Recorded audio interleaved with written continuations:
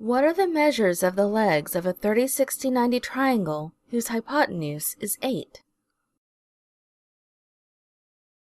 The special right triangles got that distinction because they have a strong relationship with the unit circle.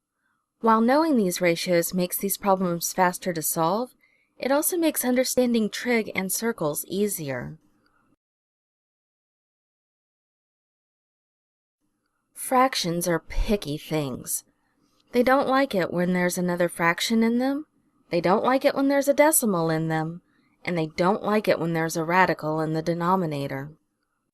When you have a radical in the denominator, you have to do something called rationalizing the denominator. You have to multiply the numerator and denominator by that radical and then simplify the resulting fraction.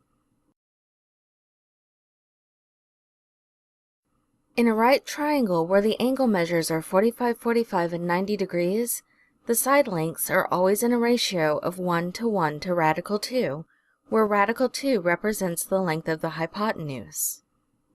If you know one leg's length, you automatically know the other leg's length. Add a radical 2 to that number, and you have the length of the hypotenuse. If you know the hypotenuse, set it over radical 2 and set that equal to x over 1. Solve it like a normal proportion. You may need to rationalize the denominator, but fortunately, you know how to do that.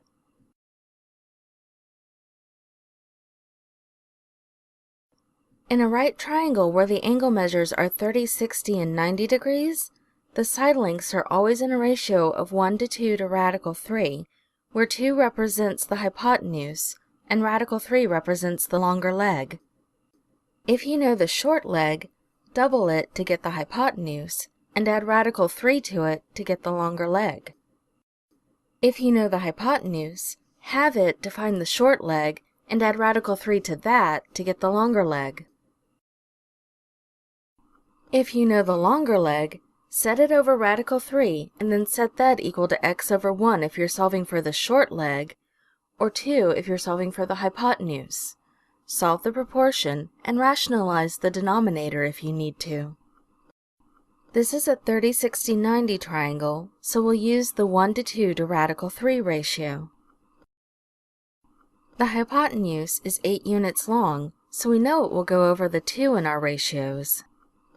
When we solve the first proportion, we find the short leg is 4 units long. When we solve the second proportion, we find the longer leg is 4 radical 3 units long.